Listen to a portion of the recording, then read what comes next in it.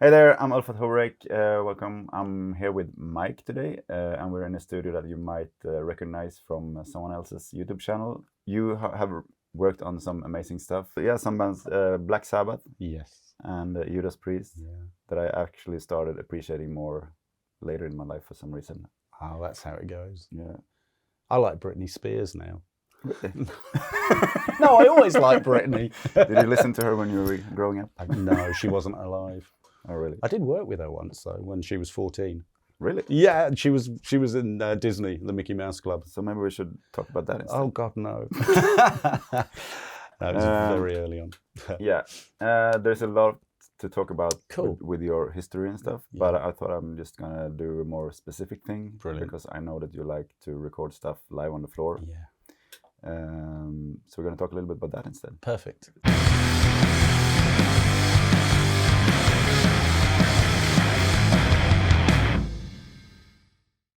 Obvious question, why do you like to work like that?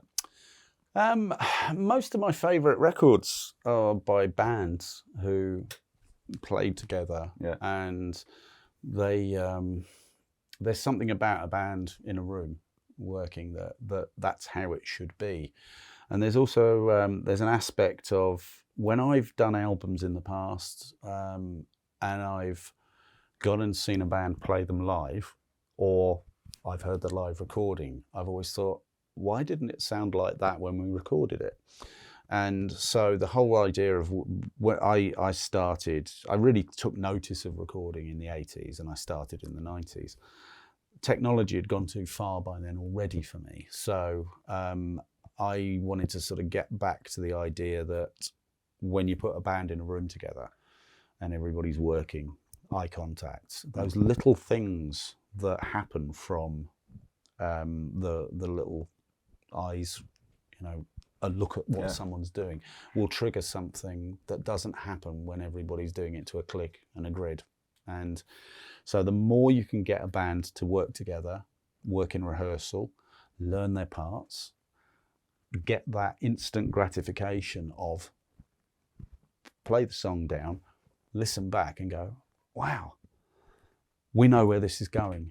This is what it should sound like. Now, it may not be finished, and there may be the need to completely replace something, but the fact that everybody played together is bigger than when you stick someone in a room. You stick a drummer with a full recording of a beautifully recorded demo, sounds like a record. The drummer plays it differently as to when he's got his bandmates in. And I think that's a huge part of trying to bring back the magic into recording. I can't say much else than that I agree totally, because this is the way I like to work too. Yeah. And I just want to have a confirmation by someone that already have some authority on the subject. Well, you just hear the difference in the bands. There's a little change in. I don't use clicks. I hate the use of clicks when they're not necessary. Yeah, same. So that little thing where there's a little bit of a speed up, the energy change. The moment you're directing someone to do something, especially in the music I do, I don't do heavy death metal gridded stuff. That's not what I'm about. It's about that feeling of. But you did work with Cradle of Filth, right? I did, and you know what? The first album I did with them was not done to a click. Yeah. Dusk and Her Embrace there was no clicks. It was just played live. Talking about clicks and stuff, I had a band recently that were like some kind of stoner rock stuff. Yeah. And they were like, yeah, we're going to play to a click.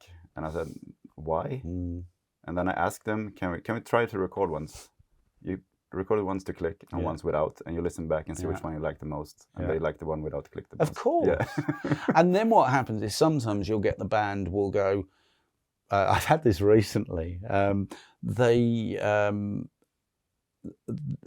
looked at a YouTube performance of one of their gigs and tempo mapped that performance. And I went, well, that's not going to work, is it? Yeah, it's funny because I said to them, I've never ever used them as an example of something, and I just did. That's pretty much like editing stuff to the grid and then push humanize. Yeah, exactly. It's like just put up with the fact that we actually quite like stuff to move. Yeah. Follow-up question on that. Do you find there's any drawbacks? You have to be more on it as a producer. You have to be listening harder. I think clicks and grids have if we stay with the click thing, clicks and grids are a lot of the time, and I'll really get vilified for this, but I think it enables the producer to work with grids and the editing's easier. Now, when I started with tape, we cut tape. I've got these razor blade scars from when I missed. But if you took a section out of a piece of tape and replaced it with another section, if this section was slightly longer, you move the tape out and put it in there. You can do that in Pro Tools. You can do it in most DAWs. You go, okay, I'm going to take this bit. This may be slightly faster or slightly slower, but it doesn't matter because in shuffle mode, you just go snip, replace that section with that, and it goes. I also find that if there are two different takes that you try to come together, if you do the edit at a place where you change into another section of the song, it's not as noticeable. Absolutely. And sometimes you might only need to take 2 or 3 beats, take a snare fill or whatever. There's lots you can do. You can slide stuff, you can massage it. But nobody actually cares. The biggest thing I don't think the speeding up is ever a problem. I think it's the dropping because the energy drops. And I don't think always programming something to get a little bit quicker and then dropping it and doing this rigid thing. I think you've just got to be on it more. You've got to maintain this thing of like, does it feel like the energy is doing the right thing?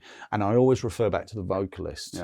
If the guitarist is playing the riff and that's something he can do, brilliant, because we already know that that's comfortable. But then we've got to refer to the vocalist and say, can you tell that story? Can you get the words out? And if they're going to have a problem, which is again why I like the vocalist to be involved in the tracking.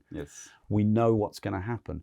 Then we can say, let's just slow this down a bit. And the way I'll approach that is I'll play them the previous take and I'll go, that felt like the right tempo. So copy that down the session and say, let's have a listen to that.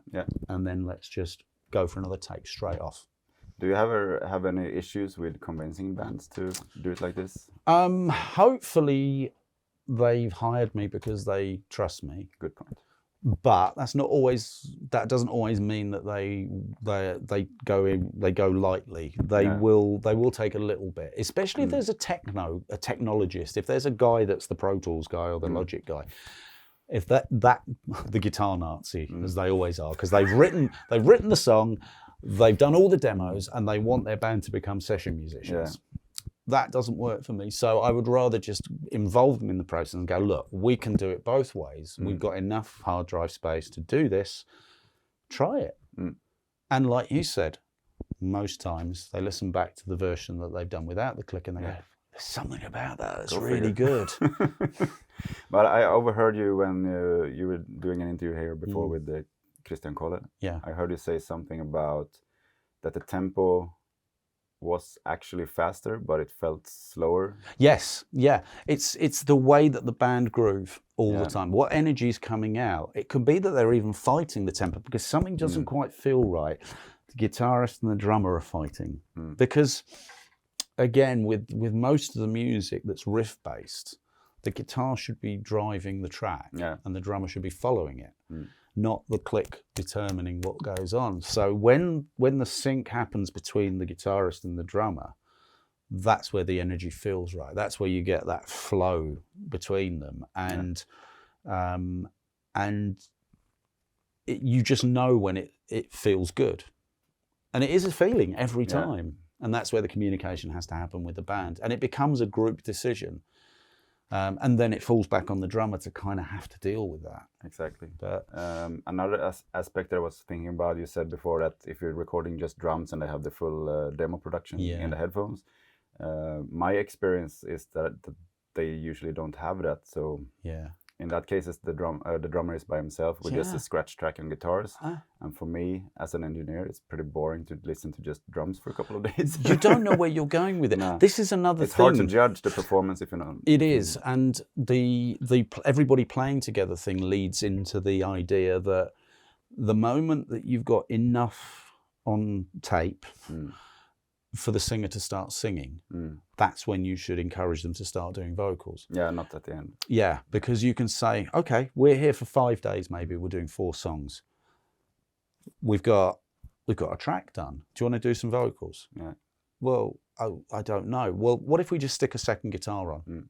Now that sounds like it. Oh yeah, I could do that. Right, now we've got a vocal. Drummer can have a rest. Then we can go back in and we can do the next song. Yeah. And we can just sort of kind of bounce between it, as opposed to that thing where you have a wall chart where it's like drums, exactly, guitars. You know, it feels really nice to have you like confirm the ways I like to work. So, well, it's how we've always used. Legit. Yeah, we used to do it that way. It's not for everybody, and you know that, and that's. I'm massively respectful of the people that can do technical death metal and all of this stuff and pop rock that has to be absolutely on the grid. But for me, it's like I like seeing bands working together and having fun. But if we move into more technical aspects, do you usually keep all the amps and drums in one room, or do you separate it in? No, we've been doing more. I was talking to Warren about it. We technology is allowing us to use reactive loads and cab sim. So pretty much for about 18 months now, I've been using Capture X's from Two Notes. So the guitarist has the amp, and I can deal with the cab sound. And if they like it a bit more technical, we can use Kempers. If I have to put an amp in a room because the guy is desperate to have that next to him, we'll baffle it a bit. Spill isn't a problem if everybody's playing the same take. It just depends how much of it you can get away with. I've mixed live shows, and you know, there's so much stuff coming through monitors, and you still sounds like a good production. Don't you love when the singer moves around and you get the facing? Yeah, singers are great. Yeah. No, there's it's ultimately it's what makes this happen. Yeah. You go, wow, that's brilliant, and the energy comes from bands playing together, and however you make that work. Yeah. So suppose you do record with all the amps and stuff in the same room. Do you have any like preferences on what kind of microphones you choose in that situation? Yeah, I mean, the positioning of the amps is kind of more important. How do you deal with that? So like, if you can get them sort of by the side of the drums, so they're firing down the room. The way I record the drums, specifically toms, I might top and bottom out of phase, so that when they're combined, the ambience is phase reversed between the two. So that drops the ambience down. So you're already dealing with more punchy drums, lots of automation. With guitar cabs, it's like 57, move it around until it sounds really good, and add in. Normally, up till a certain point, it was always a large diaphragm condenser. For some reason, I'm liking ribbons. So, and I hated a Royer 121. I thought it was awful, but that seems to win. But I always put up the mics and see what wins, and I do that with the guitar player. It's like, what do we feel suits the sound best? Just a side note, has nothing to do with this. With large diaphragm condensers, have you tried the Soyuz microphones? No, the Russian ones? No, I haven't actually. No, the Soyuz, no. Because I bought those, and they're really forgiving in the top end, so you can really put them right straight into the speaker cone, and it's almost like a condenser version of a ribbon microphone. Yeah, there's some brilliant stuff out there. I'm all for new stuff. I've got some old 414 brass capsules, and they're so different sounding. I like the warm stuff. I've used warm for lots of things. Mainly, you get a microphone and you move it around. It's such a different sound anyway. And it's if it's a performer like a vocalist, you want something that they like to look at. Because you can give a guitar to a guitarist, and if they don't like it, they ain't going to play well. So same with vocals. So anything that does the job. I like the modern, inexpensive stuff, and if it's going to do half the job of making it smooth for you, brilliant. But how do you like to have the singer in the same room too?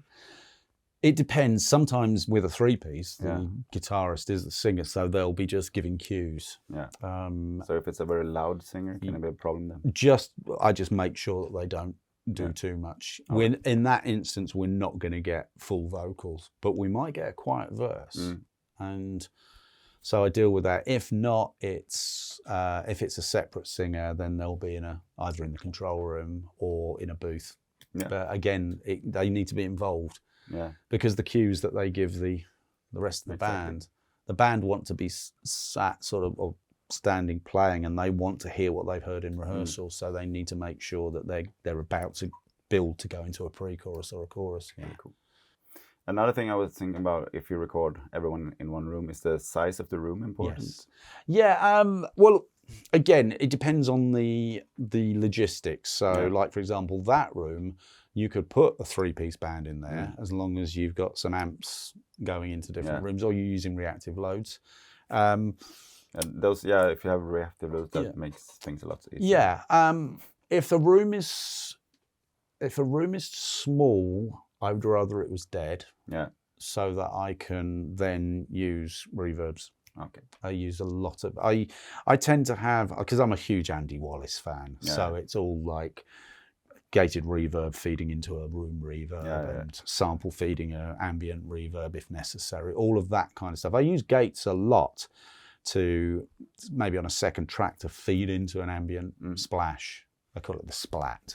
Oh, nice. So everything. I'm going to ask you about it after this. Yeah, I'd rather there was a controlled room than a room that sounded too much. Yeah.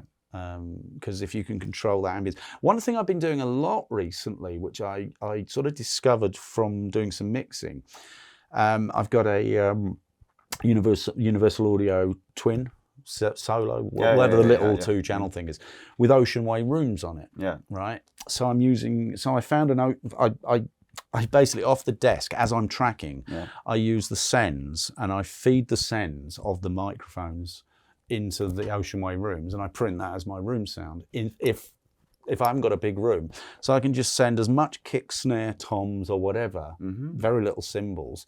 So I've got a room sound being generated from Ocean Way rooms.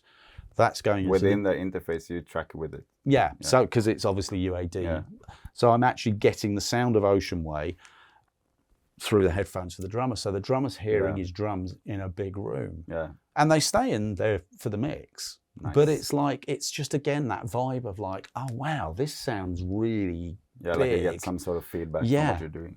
Yeah, and then everybody gets off on that. But one thing I always make sure is every individual musician gets their own headphone mix. I do it all in Pro Tools, but I send them. You do it all in Pro Tools? Yeah. Okay. Yeah. I just have sends and send out to individual. Because the trouble is, most people can't mix. So how can they do their own headphone mix? True, in a sense. So those hearback systems, people always get into trouble with them. Yeah, we use Avioms. Yeah, they're great in my studio, and I've found. I usually don't run into that problem with they can't mix themselves. I usually save time that I don't know what they hear. I mean, you can monitor what they hear, of course, but well, I've got an idea of what people are going to want generally, and then it's a case of we'll just add something to it. But the problem with giving them their own monitors, they always put them up too loud. They don't know that the things go minus. Yeah. So they get into trouble, and it's more controllable for me to do it. That's good to... Because then it's like that thing, again, you're communicating. It's like when you're working with a monitor engineer live, you have to ask them to, could I have a little bit more of that? And they'll shape it. So I think it's nice to, again, keep that communication going. But whatever works. If you've got a seasoned session drummer doing a session, they know what they're doing. They get their mix. Yeah. But so the last thing I want to ask you, during those live recording stuffs, are there anything that you wouldn't do again that you have done, like huge no-nos?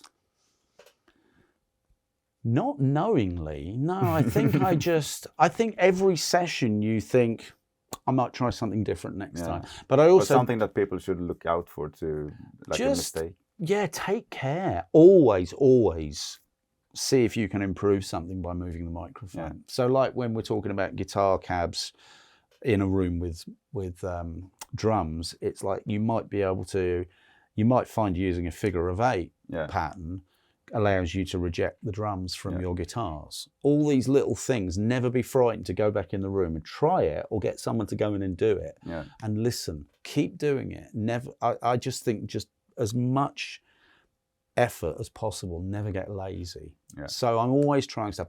And I do like my go-tos. I like my 91 in the kick to start with maybe a D6 or a RE20, whatever. I have favourites for snares, toms, overheads, but it's like, oh, well, that's not working today. Let's try something else. Or you go into a studio and you go, what have you got? Oh, give it a go. Yeah. I don't care. They all pick something up and you can move them around.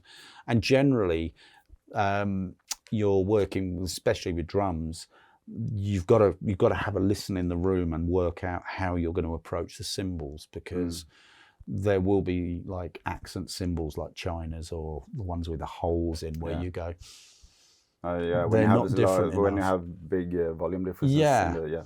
And you can actually, a lot of the time, you can say to the drummer, it would be really lovely if that was over there as a balance. Can you work with that? Or just for this song, can we do that? And they're like, yeah, we'll give it a go. Because again, you're involving them. Yeah. You make them feel special, because the rest of the band don't care. That's the most important thing. Yeah. Making musicians feel special. Totally.